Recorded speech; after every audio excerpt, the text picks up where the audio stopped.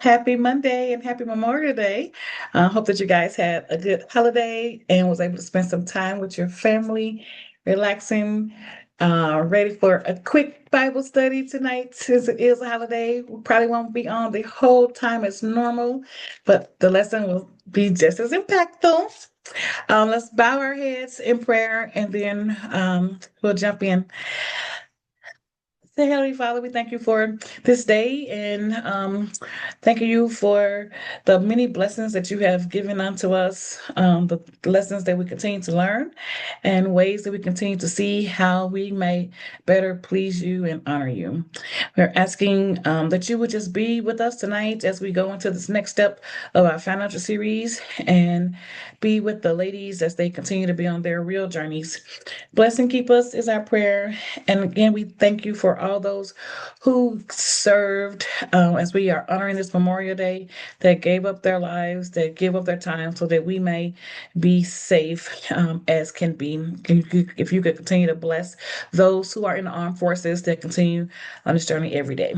These are the blessings we ask in Jesus Christ's name. We pray. Amen.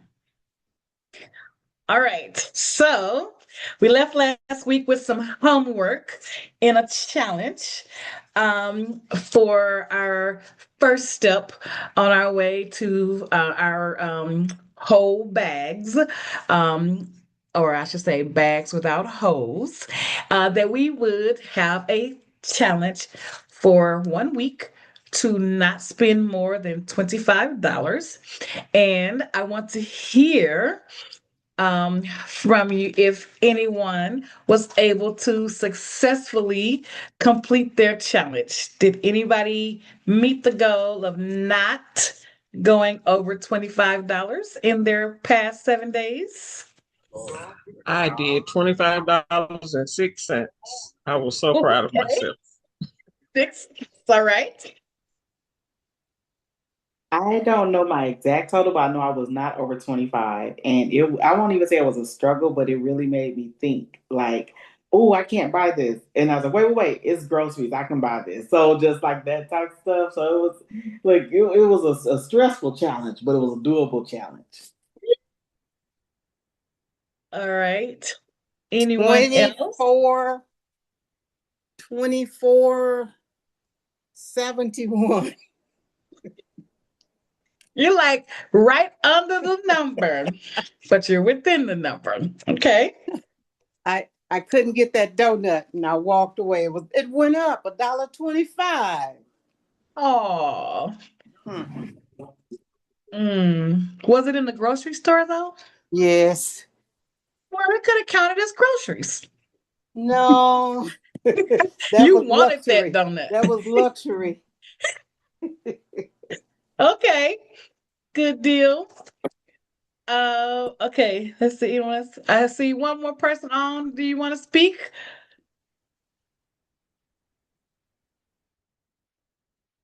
I don't see you coming off of mic yet, so I'm gonna speak. So I spent $12.04 on non-groceries, non-gas.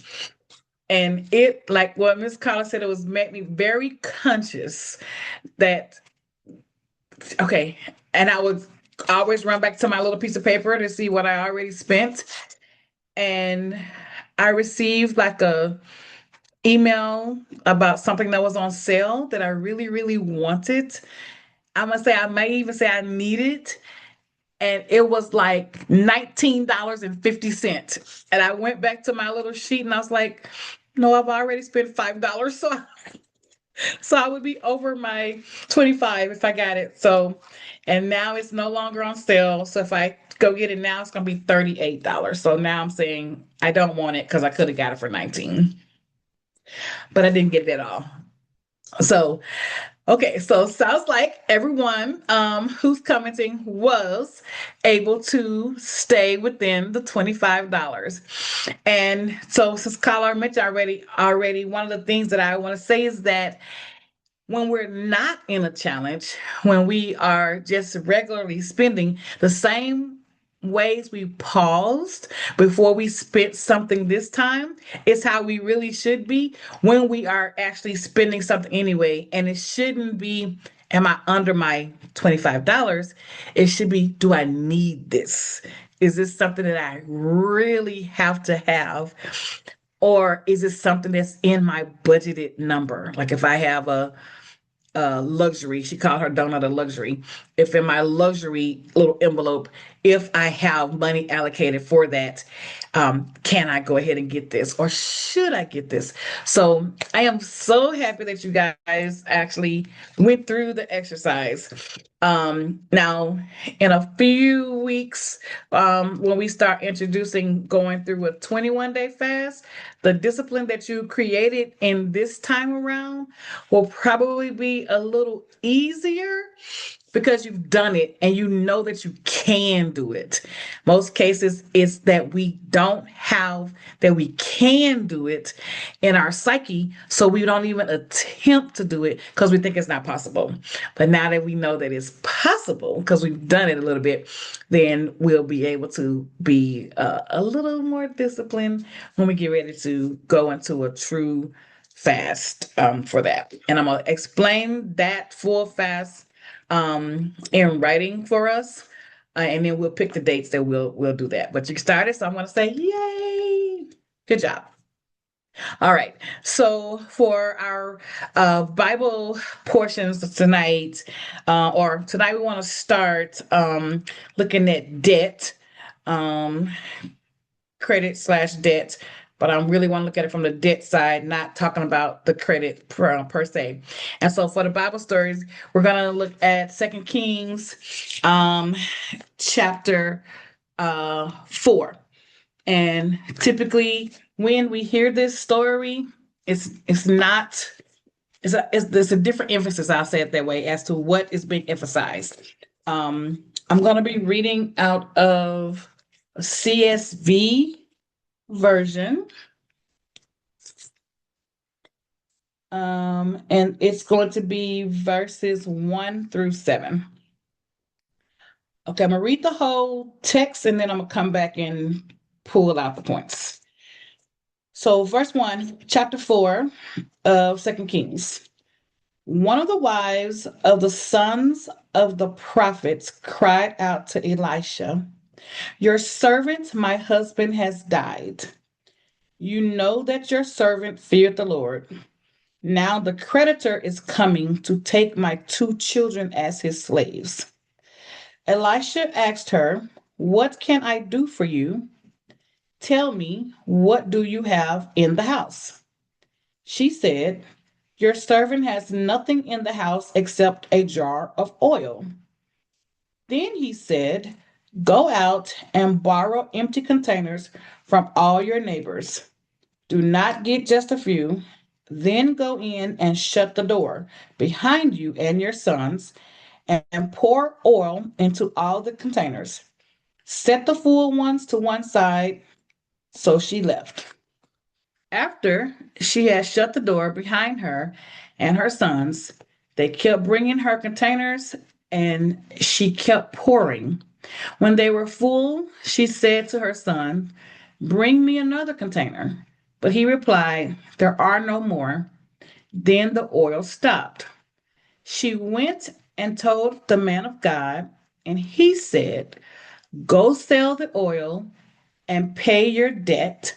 You and your children can live on the rest." All right, those are the scriptures. 2 Kings chapter 4.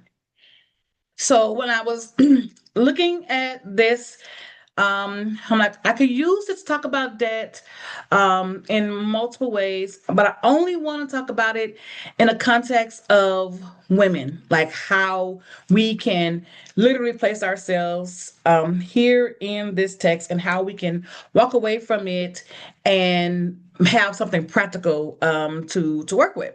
So the first thing that I want to point out is that if I take the scripture where he said, "Go in and close the door," I'm going to say in our minds that we need to prepare to close the door on debt. Like we have to consciously say that we want to close that door. Now, at the beginning, where she says to him that well, when it says that the wife of one of the prophet's sons, in our day, that would be like there was a preacher, like he was a part of the clergy, and he's in debt. So my first point in a statement to us is that just because we are children of God, does not mean that we have everything all paid for and everything is free. And I mean, all of us are children of God, so we should know that. But sometimes people want to shine the light on things and say that because we are his children, or all of the blessings that we have, or we don't have blessings when we're not his children. I want to say that's certainly not true. Like, we are just human people, regular people like anybody else. In this story, her husband, a son of the prophet, is leaving her with this debt. She doesn't say that she created it, but she's his wife, and we all know that in that time, that everything really was on the husband. Now that he's gone, they're looking to her, ready to take her children as the payment to become slaves to work off this debt. Now, nobody is coming into our house taking our children as slaves to take off debt. But what is being taken away from us when we are in debt? Our peace is being taken away from us. Our sleep is being taken away from us. Our confidence, in some cases, are being taken away from us. Our futures, I'll say, because do you know that when employers are looking to hire you, they are pulling your credit to see what I should say, they can pull your credit. If you acknowledge that you are filing for this job, that is something that can be done, so that if your debt is out of control, your future ambitions could be taken away from you because of that. And in some cases, I will say families are taken away because divorce, number one reason for divorce is finances. If the financial issue is, let's say, gambling or something like that, it could break up families for that. So families could be what's being taken away. So not necessarily that somebody's knocking on your door coming to grab your children, but they certainly can be taken away, these various of things: peace, your sleep, your confidence, your futures, if for the jobs, possible family things. Definitely, if you got possessions like the cars, the houses, like they could repo those things. Those things could be taken away, can be taken away from us. So we should be able to place ourselves, in here to see that this could be me, or this is me, in this instance.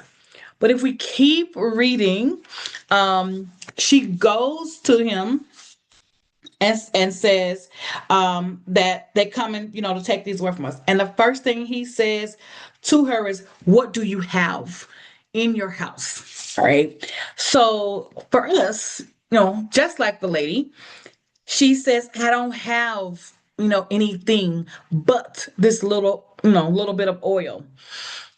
In our case, our statement is not necessarily about a little bit of oil. We tend to say, "Oh, I only make this amount of money," or "I only, have these many hours, and I only," like, that's our piece. Trying to box ourselves in that we don't really have everything that we should or could to try to make something happen. We minimize what we do have.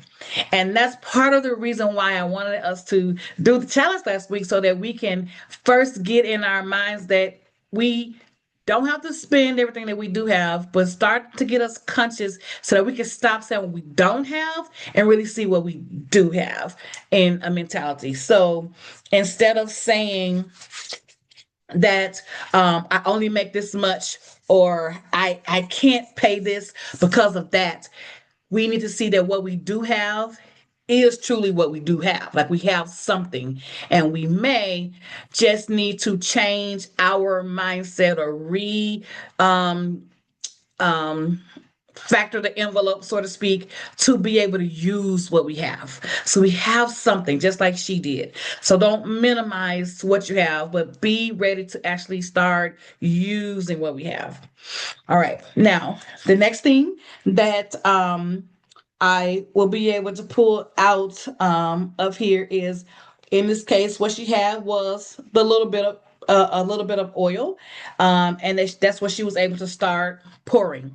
So for us last week, I gave us like a little breakdown of how we could see finances. And I said 50% for your needs, 30% for your housing or your wants, what was on the screen, and 20% for your savings, tithing, in that little formula. I'm going to say here that we should take a percentage of our monies, and that's our little bit of oil. What percentage can that be that's what you will say you're going to pour? Now, in the formula that we have, what's suggested is that should be 20%. Now, again, as Christians, because that formula did not have anything about tithing, we have to redo something about those numbers because we know that we have to tithe, which we will have a day on tithing. So I don't want to go into that too much. But we have to tithe. So somewhere in that number, you got to carve out what your little oil will be. So let's say if it's 20%, for the sake of our, the rest of our conversation. Your 20% of whatever you take in or whatever income or the amounts that you have is what you will be pouring on your debt, if we use this analogy. And to be able to continuously pour it, last week we talked about the consistency. Don't do it one time, keep doing it. And we're going to talk about it a little practical in a moment. All right, then the next thing that I could pull out from here is he said, when you get the jars, go in and shut the door behind you. So in our context of shutting the door would be very synonymous to us actually sitting still to ourselves. Like, this is not something that you have to like broadcast and tell everybody what you're doing. Go behind your own closed door or wherever you're going to be in your silent moment to actually make this plan start pouring, because you will have to do some things, and whatever you're doing should not have to be out in the open to everybody. It could be a private thing that you and your spouse or you and your children, whatever, is actually going through to do this pouring, because there may have to be some things that you have to do. You may have, like last week, you have to say no to that donut. You have to think more about whether or not you was gonna buy those wings or whatever your thing was from last week. You had to do that. Well, it doesn't have to be a broadcast. But if we're going to say we're going to shut the door on debt, you can go behind your door and actually in your silence figure out what you're going to do. What am I saying no to? What am I rearranging? What am I no longer, going to do? What also is what am I should say it that way. What am I choosing to stop and get rid of in order to make sure that I am able to pour out this 20% peacefully? Once she got the jars full, it stopped, right? And in our case, I don't know how much your debt is. So once you're able to pour onto your debt to be able to eliminate that, the 20% still there. You still have 20% of your income or 20% of whatever. What are we going to do with it? According to the scriptures, he told her, now you and your sons go live off of the rest. Okay. Same with us. We get rid of the debt. We pour in our 20%. When that 20% is done, you're actually able to live a little more, but don't get right back into debt, would be what I would say to you. That 20% is still and should still be earmarked for something. So now that you don't have debt, if you're able to pour out the 20% and completely get rid of debt, turn it to savings, turn it to investments, turn it to something else useful so that you don't have to worry about getting back into that place. That's where I would say that's how you would live off of it. All right. So if I could break down this Bible lesson to say, we have something And in order for us to say what we have, we really should know what we have, what we are working with. That's why your budget numbers are going to be important to you. Write down all of the things that you say you're spending money on. How are you allocating those dollars? You speak, your money speaks where you tell it to speak, not letting it tell you where it's going to speak. If you don't have a budget, it's telling you. But once you get in a situation where there is debt and you're trying to clean it up, you need to sit and just make that plan. And there's three plans, two that I'll talk through quite a bit, and then one I'll just barely mention here of ways that we could try to do that. So from a biblical standpoint, that we have something. Stop saying that we don't have anything. Stop saying we only have, a little check or we don't make enough money. Get that mentality out, because if that's the mentality that you have, you will never address the debt because you think you don't have anything to work with, but you do. Now, all we have to do is change some of what we do to make that work. So consider our jars to be our discipline. Consider our 20% or whatever number you're going to use to be our oil that we're going to pour out, and shut that door, make that plan, stick to that plan. When you get done pouring it out, live, save, invest on the rest. Okay. That's what I'm going to say from a biblical standpoint for me to tell us to find ourselves. But I'm going to pause and see if there's a question, because I want to talk about two methods of getting out of debt before we go on. So are there any initial questions or comments?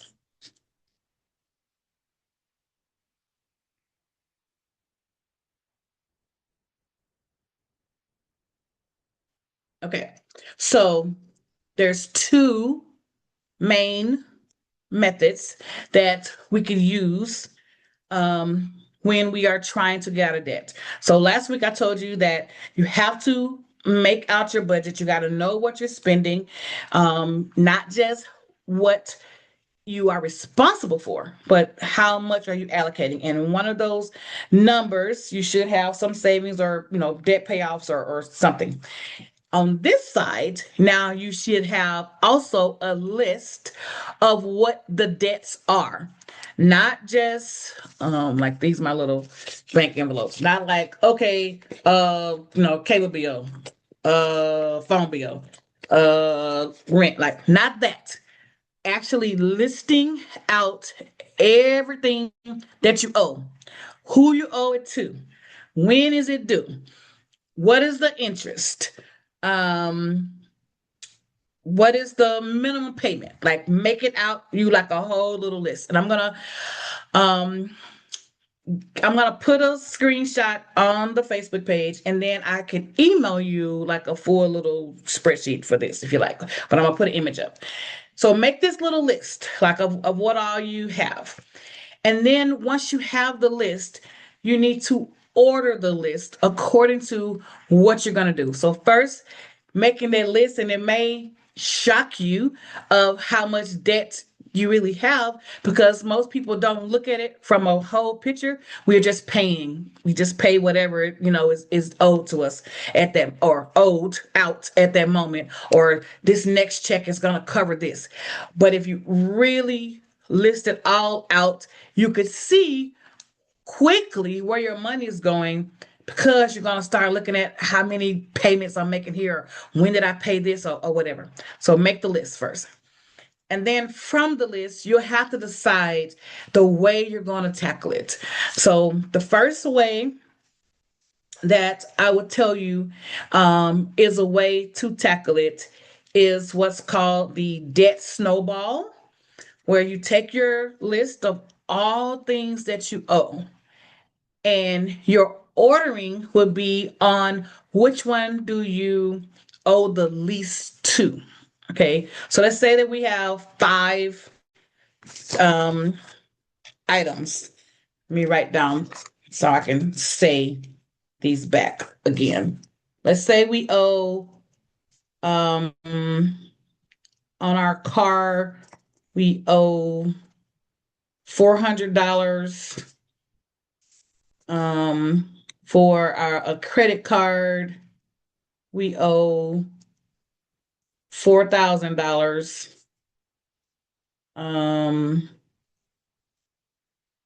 For a phone, I can't believe how much phones cost nowadays. We owe $1,200 for our say a second credit card. We owe $2,000, and our mortgage we owe 30,000 more. All right, so we got a 400, a 4,000, a 1,200, a 2,000, and a 30,000. Okay, so in the first example, you will write down all of the numbers, the total amount that you owe. Whatever we owe, the $400 on, the 2,000 on, the 4,000 on, or 1,200, 2,000, 4,000, 30,000. You're gonna order them by the total. But at this moment, you're really looking at the total amount that you owe, and then the amount that you're paying, the minimum amount that you're paying. You're gonna look at both of them. Because the minimum amount that you're going to pay is just to stretch out your amounts over time to get done paying that off. And it's probably not anywhere, close for you to pay it off anytime soon. So you're going to order by how much you totally owe them. Now, if they say you only got to pay $25, only pay $38, only pay $100, only pay $200, like you're looking at how much you're paying each month. Okay. So you're going to say my 20% of what I allocated to this is, let's say your 20% is $800. I'm making up numbers now. So in your $800, you have 5 bills that you're paying. You're going to pay the minimum for every one of them. And whatever is left after the minimum, the rest of that $800, you're going to pay on the first bill because you're trying to get the first one down to zero the quickest. When you get that first one down to zero, whatever you owe in that first one, you'll start rolling that amount into the next bill. So let's say we now only have 4 bills. We were paying a minimum of $25 on that first one. The second bill, our payment was $100. So now that you have the $25 left that you did not have to pay anymore to bill 1, you now start paying bill 2, $125.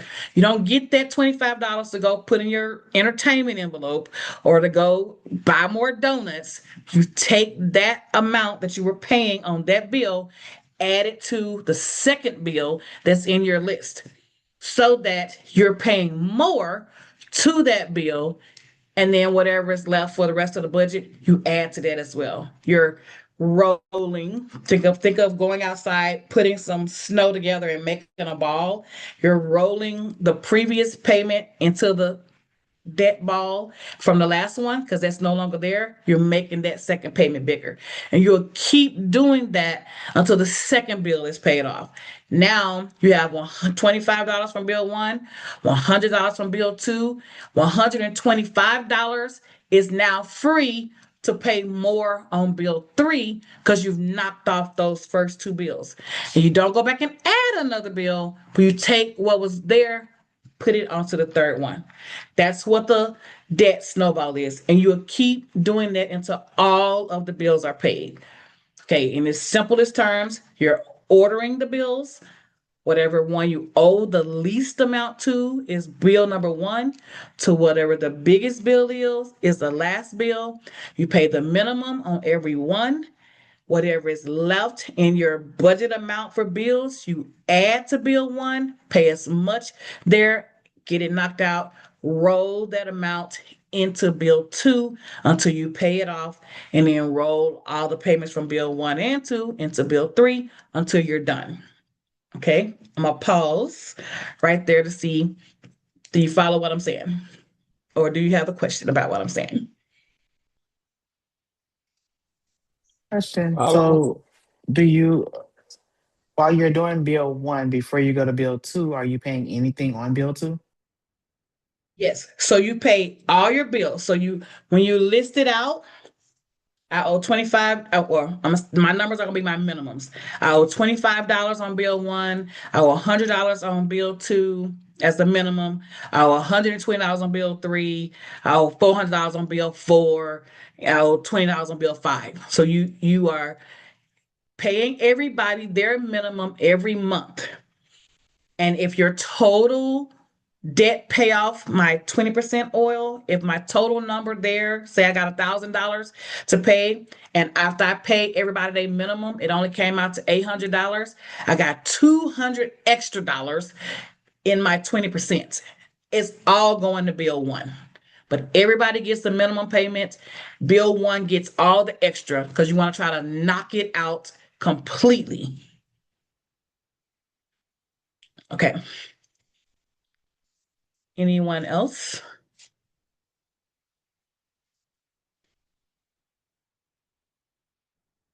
Okay. So, okay, second. Got it? Okay.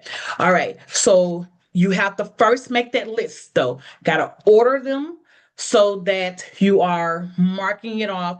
And on the little grid that I'm going to give you, I'll give you a place where you will be writing this down, and you'll even get to look and see, project how soon will I pay this one off?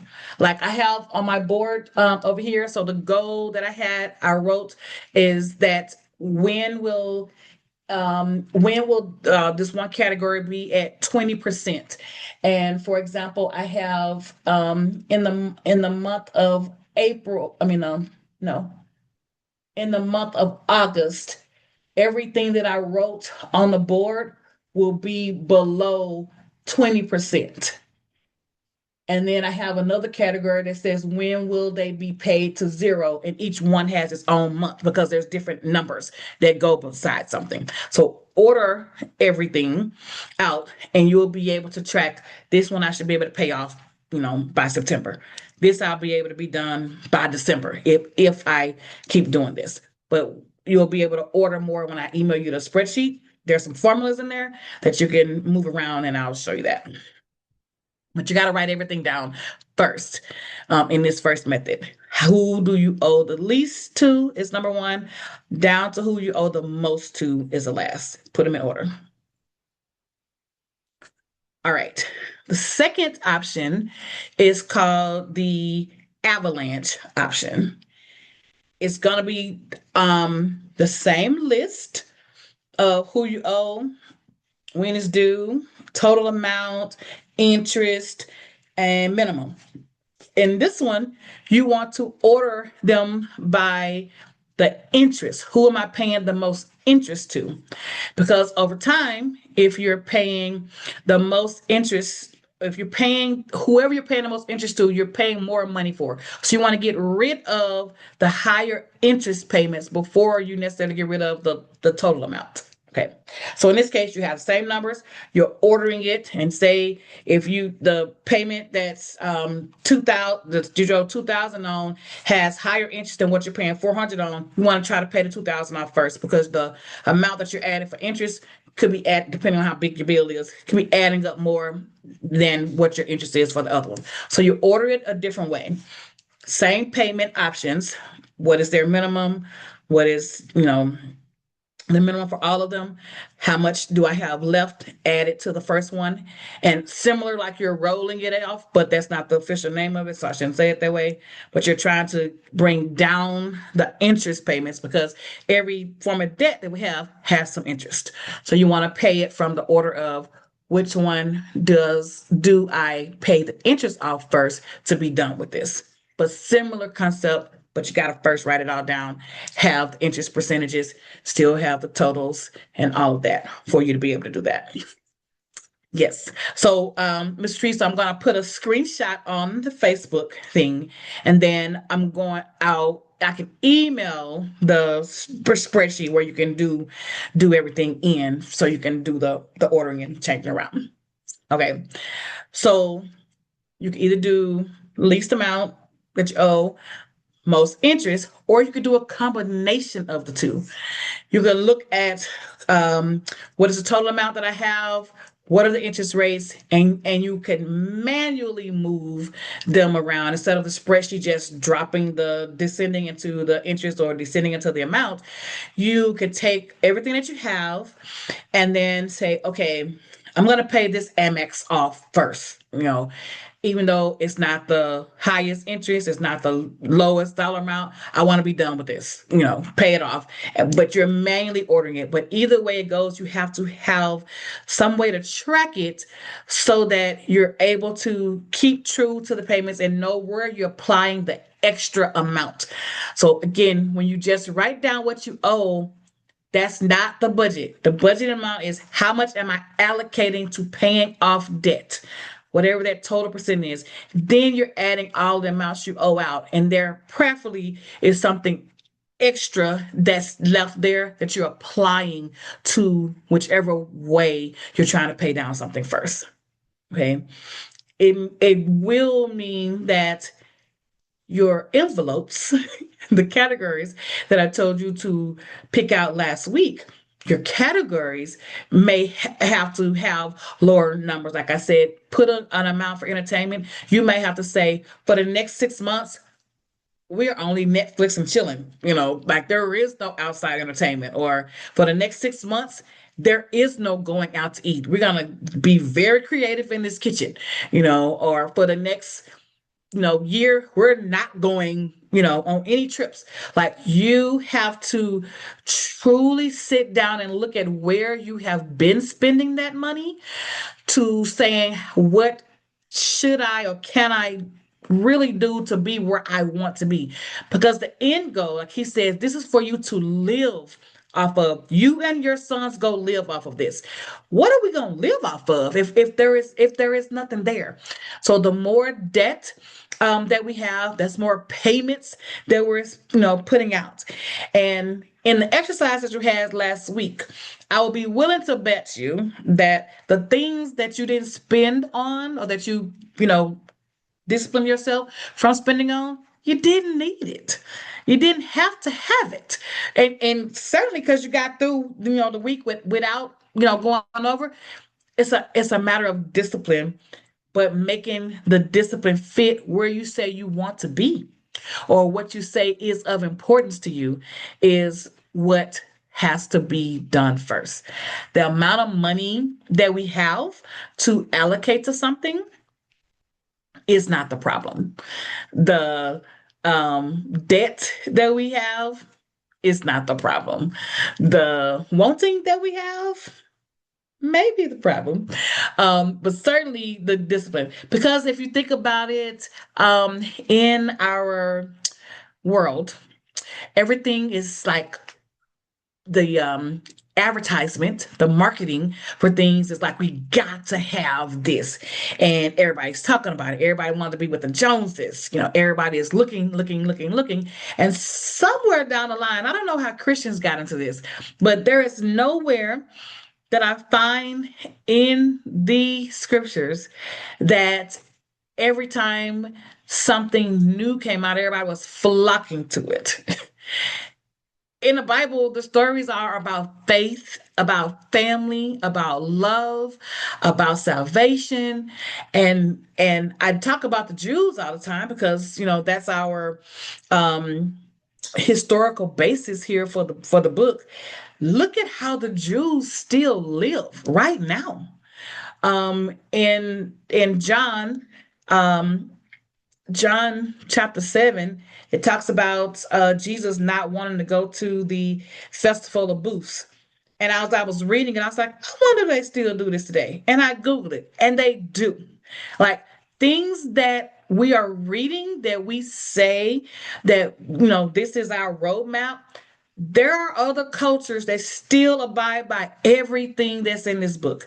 We have assimilated, into the society, and the black dollar, I'll say it this way so it won't be spiritual. The black dollar there's a story that shows like if Jewish dollars, Mexican dollars, Italian dollars, like how long it circulates in our neighborhoods, trying to make it be a societal thing. But it says black dollars do not stay in our own neighborhood more than 1 hour. Whether we go to a nail shop that's owned by, Koreans, or hair shop by Asians, or restaurant by Mexicans, whatever. They might be in our neighborhood, but they not in our neighborhood. Like we go spend our money at all of these places. We get what we want, we eat what we want, we go where we want to go, but that money ain't staying over here, right? But when they tell that story, the black dollar is the highest dollar that's spent. We're the ones spending out the money because we want what we see as soon as we see it. It's advertised. We heard somebody else talk about it. We know it's coming out. I saw something about some shoes the other day that don't come out to June 6th, and people are already planning who's gonna go camp out and sit in front of the store to get the shoes. And when I can't judge where people put their money. I'm not a shoe person, so it definitely doesn't fit me. But looking at the comments and looking at who I was saying they can't wait to get these shoes, I'm looking at them at these like, is your light bill paid? Have you taken care of your children yet? But they know in 2 weeks they finna spend $200 on this one pair of shoes. Our mentalities are not right. So I think we have the money. We have to decide what we're gonna do with that money. And it first begins by us deciding what kind of life do we want to live. And for me, I always say I choose peace. And peace is not about arguing. There's a financial peace that I want to have in my life as well. And I pray that that's what you would want for yours too. So making your list and being honest with your list, like you got to pull everything the same way when I mentioned writing down the envelope areas that you want to spend your money in. You also have to make sure you write down everything that you owe. Like I was helping a young lady one time and she was, write this down, write this. I'm like, tell me everything. And she's like, I paid this, I paid that. And I'm just writing. And I looked up, I said, well, you pay for lights. Like I'm not hearing none of the real bills, so she ended up giving me those numbers. And I said, do you don't ever go anywhere? Like I don't like none of the all categories like I was describing to you guys. Okay. And then she came back and she said, oh, write this down, and she told me a number. And I'm like, what is that? She said, oh, that's how much they take it out of my check, for some bill or whatever. I'm like, okay, like a garnishment? She's like, yes. Okay. Write it down. I'm like, okay, so I got all your numbers? She said, yeah. Okay, so I'm like, I'm gonna work on this. And she said, oh, and she gave me another number. I'm like, what's that? She tell me what it is. I write it down. She gave me O's 5 more times. I'm thinking we're done with the numbers. So write everything down. Because if you make this plan and you say you're gonna allocate the 20% or the amount of money that you're gonna put on this thing, and you forgot about the O's, that's going to eat up something else. You're going to be thrown off. Write everything down. Now, you can get a free credit report. Matter of fact, you can get all 3 reports every year. You can ask for it one time for free. So you can get it from annualcreditreport.com. You put in your information and sometimes it may ask you to answer questions like which one of these streets did you live on, or which one of these which is the dollar amount of your last car payment, or whatever, doing a security check to make sure that it's you. So you answer a few questions, but each one of the 3 major credit bureaus will give you your free credit report once per year. They'll email it to you. So if you're on the computer, you can download it right then. Make sure you save, because they won't let you just go back in and do it again. You have to see it on the screen, choose the option to download and save it, and you'll have what all you owe, because every creditor, even if you are not getting the mail forward or you have ignored them or whatever, all of it is going to be on there. That'll be one way that you can, jot it down. But certainly all the stuff that you know that you actively are paying, write all of that down. And then once you actually, and I will challenge you to get your 20% number. What is your oil number? Get that before you write down all of your bills. Because I don't want us to make the habit of seeing what all we owe and we just write down this what we owe. No, make the decision from your budgeting side. How much can you allocate to paying off the debt? Have that number first. Then go look at all of the debts so that you're not swayed by taking the negative budgeting factors and just writing down what you have to do. You might have to still finagle some things. So in our initial statement, we said take 50% for your needs, 30% for your housing, and then the 20% is for the savings and debt clean off and tithing. You may have to take out of that 50% number or something in order to put more over here. Whatever you have to do, that's why I say close the door. Whatever you have to do you figure it out, and you gotta make it make sense for you so that when you actually see the money going out, you've already had to make the decisions about what else can't go out or what else you can't do or how long you can't do it so that you can hit what you're trying to do. And I'm going to tell you that most people, because they have this concept of living paycheck to paycheck, most people don't ever stop long enough to say, I can get out of this and make that plan. They just know, like in the story, she said, all I have is the oil. They just know all I have is this check, and I'm just gonna do the best that I can without seriously making that plan. And that's what I'm trying to get us to be real about, is that we gotta sit and make that plan. And that plan has to include what you want to get to, seriously where you are now, but where you're trying to get to, so you can have a visual, as I say, a light at the end of the tunnel, where you're working towards.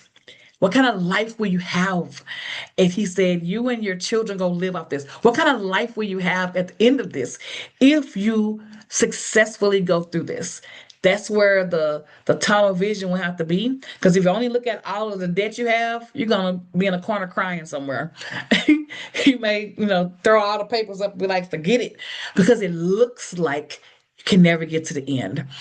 Make the plan, start somewhere so that you can see the end. And the other thing that I'll say, to pull the Bible story back in, when he said to keep pouring, uh, and when there was no more oil, the oil stopped. In our case, our money won't stop, but we will truly be able to live off the rest. You get to decide what that live is like. Right now, you're not deciding what the live is like because the debt is deciding it for you. Picture, what will you have? Where will you go? What would you do? How will the life be on the other side? And it could be worth it to you to go through all of the motions of what you would have to do right now to get there.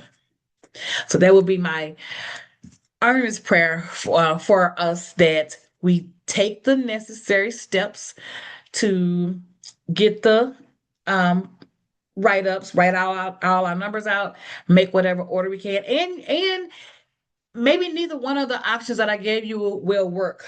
Then it means you got to create your own. And I think there's two more that I could tell you, but the ones I gave you probably make the most sense. The other ones are a little, bunch of computing and stuff. But if you want another option, I can explain it to you as well. But these are the simplest ones for us to start simple to try to get where we're trying to go. And prayerfully, at the end, the life that you envision will line up to the life that God wants you to have. And you could be real about that there is a different life that God wants you to have than what you have now. And you can strive for that. Maybe that's what you put at the end of your tunnel. All right. What kind of questions do you guys have? I made an additional um, principal payment trying to get my mortgage down. Hmm. And you But the, tell them that it should be principal, not just adding the payment? well, that was my concern. I put it on the principal line, but they didn't use it for that. They put it on the escrow. They just held it there till escrow was due. My escrow is automatically being taken out. But I was going to do that every month. But when they did that, I said, well, I'm not going to give you anymore. You have, yeah, so you have to specifically tell them to apply it to the principal, otherwise they will not. So when you did it, did you make it at the same time as you made the first payment? Or was it Yes. second? No. Yeah, you should do it separately and specifically say that it needs to be added as a principal payment. They won't do it. I mean, it's in their interest to not do it, not yours. And depending on the companies, like my company has a group that deals with mortgages, and some of the banks that we work with, they don't even have a way to allocate it to the principal again. Like they have to do some custom work sometime with us for the customer to be able to say, I want it to be an additional principal. But if it comes in together, they can't add it to principal. You have to make it as two separate payments. So make a separate payment on the okay. I'll try that. Okay. Anyone else?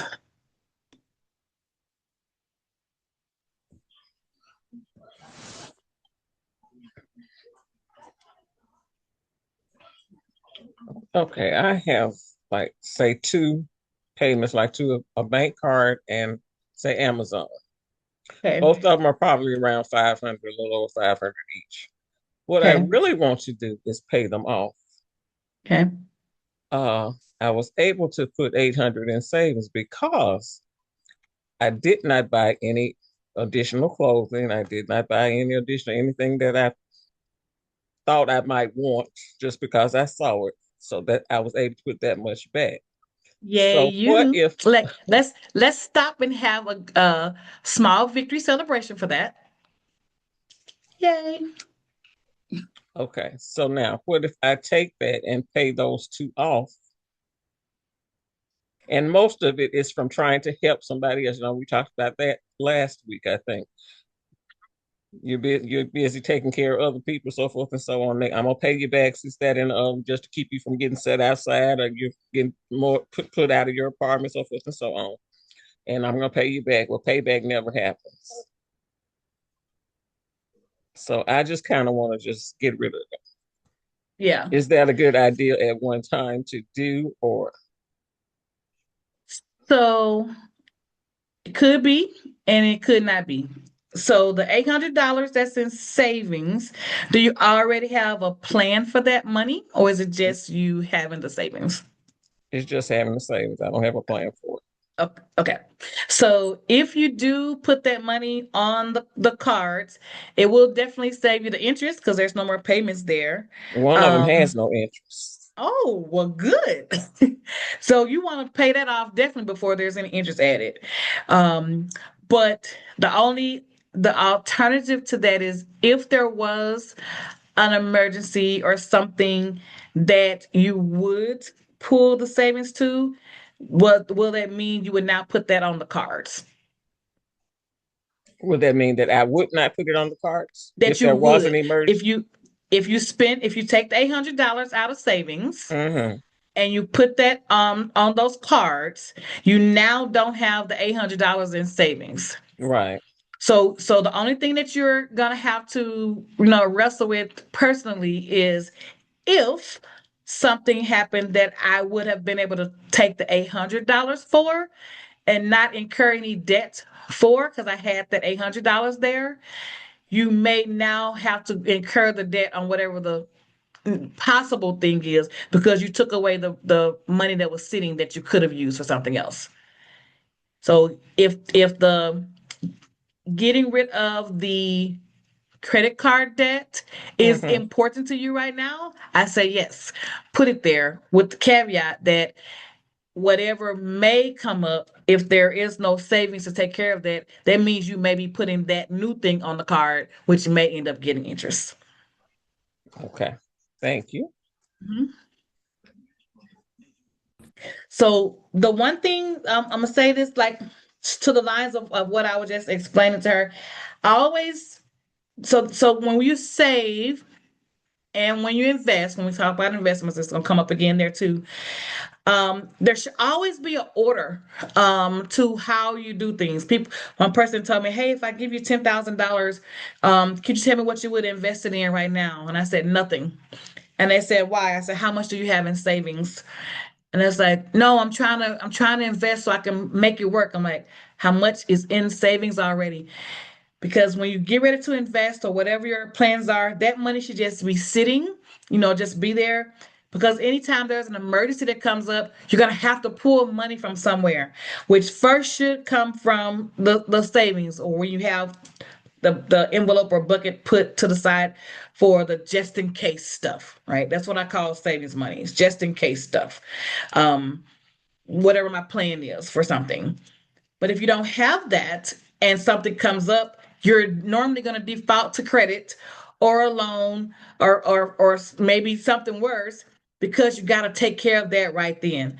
So the order of things, building up the savings is to have that peace and that cushion. So that's why I said if paying off the cars is important to you, that's cushion already there to give you that peace of mind that that's gone. Then that means you have to start back on building up the savings so that you could have money for the next things to be able to put there. But the first thing is always what's more important to us, and then your statements it sound like getting rid of that debt, is important. So that's why I say yes, I could put it there, but know that what could happen thereafter. Even our savings monies, we should be planning for that. That way, when things come up, we don't easily say, "Oh, I got $800 over there. I'll just do that." Like save on purpose too. But I'm happy that you was able to make that initial savings because um you were not buying clothes or doing other things. The first way for us to see more money is to stop doing something that we're already doing. That's why those envelopes are important for us to see. And peace to me is like water. I need it. Okay, anybody else? Well, I heard her say she got one that doesn't have interest. So is it better to pay on that one that doesn't have interest and pay the other one off that has the more interest? Yes. So the one that has interest is what I would focus on first because it's always adding more, to your totals. And definitely if you're only paying the minimum, it seems like nothing is happening there, which is their design anyway. And it's so funny because most people like if you pay your credit cards, I'll say it this way. If you pay your credit cards to zero or paying more than what is owed, you are considered a deadbeat to the creditors.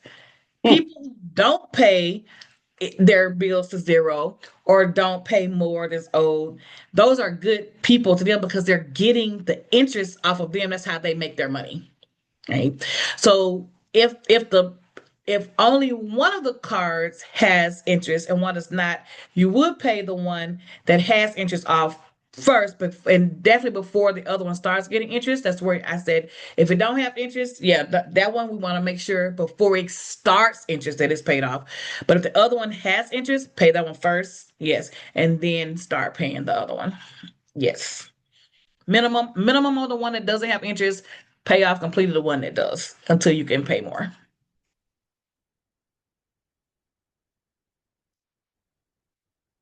All right. Anybody else? Check comments. Yes, peace of mind. All right. So, um, your your homework for yourself, like this is not something that you have to give to me, will be for you to make those lists. Either go pull your credit report so you can see what all is out there, or make your list of all of the debt that you know you have, and as many elements about it as you can. That way you can make an informed decision about how you choose to do this. Include, the due dates, the total amount that's owed, the minimum amount that's owed, what is the interest of the debt, all of that. You want to have all of it in front of you so you can make an informed decision about how you're going to create your plan to get rid of it. And before we do that, hopefully you did your budget numbers last week, or create the budget and say, what am I allocating to debt? And when you see your total number of debt, you may take from other envelopes or put zero in other envelopes and add more to what you're going to do in debt so that you can get there quicker. So it's a real issue for real women, and we should take real steps to get to the next part. That'll be my prayer for you, and I certainly will help you. Now, this, like I said, I'm gonna put like a screenshot, like what it's gonna look like on the Facebook page. I'll email. I think I got everybody's email address here. I'll email you like a little spreadsheet for you that you can start doing it yourself. If you want help like figuring it out, once you have all your numbers in and you want to like talk it through, I am an open book. If you're willing to let me see what it is and I actually like help you, I will definitely do that. So you could text me back and say, okay, Demetri, I got all my numbers filled in. When can we talk real quick so you can, help me figure out how to do this? I would definitely do that with you. And I do not charge, anybody for doing anything. I do not hold a financial series 7 or 63 license anymore. So I do not charge for the knowledge that I have, but I just want to help my people get where they're trying to be. So if you want me to help you with that, once you get it all laid out, let me know, and I can help you go through it, and we can help you make a plan, see how to get there. All right. Okay, one other question. AARP tells us that it is more advantageous to keep a mortgage rather than paying it off. So Yes. how's that going to help our debt? So the reason why they say that, kind of like in the same comment that I made about the deadbeat syndrome, um, when you pass, you can't take the house with you. So if you've paid it off already, somebody else is benefiting from that right now, right? If you have money coming in, or if you have money to keep making the payments, make the payments. If you pay it down to zero, you've used all that money right now. Your house is sitting here, it's paid for. You don't have any payments on it, but you 9 times out of 10, you won't outlive all of the payments. Is their thought process. That means somebody else in their process, your children or grandchildren, somebody else can pick up those payments afterwards. Why are you paying it all off now? You could be living off of the rest of your money instead of paying it all at one time, is the point that they try to make. But if the amount that you owe is not so much, right? I'm gonna make up numbers. If you owe $10,000 and you have $200,000, you continuously to pay it is not advantageous to you because you're paying more interest. If you pay it off, there's no more interest. The home is paid for free and clear. You don't have any more payments. But if most people who AARP is talking to, they don't have large sums of money sitting, the payment that they're making isn't killing them. Like they're probably, down to the lower ends of what they owe, but they're not, sitting on a lot of money. And if they do, it's really in their insurance, like the cash values in their insurance. They are saying, don't pay off such the large sums, live off of what you have so you're not, crunched later because you're going to leave that house to somebody else.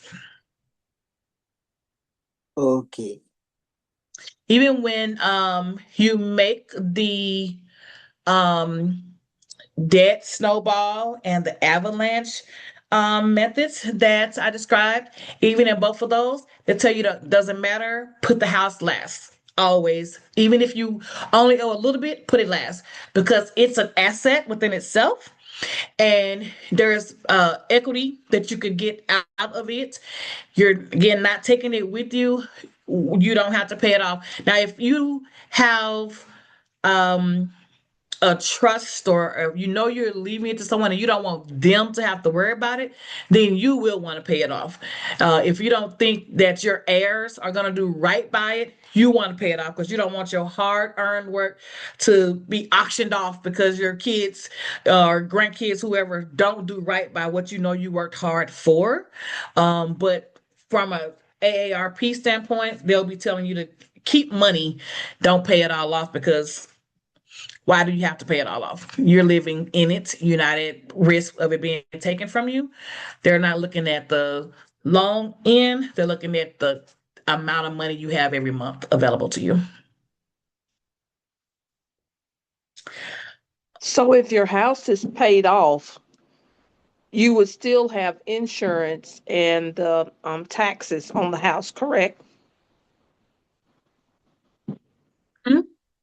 Which Okay. should be Correct. listed in your list of items of what you pay.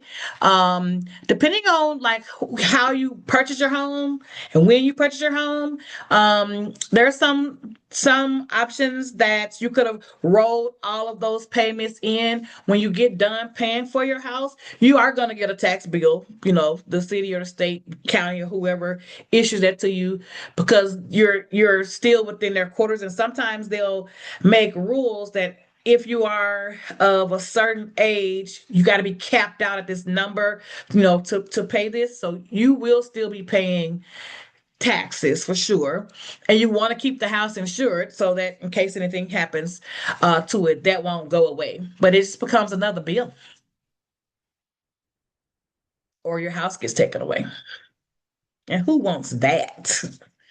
Nobody. Okay, anybody else?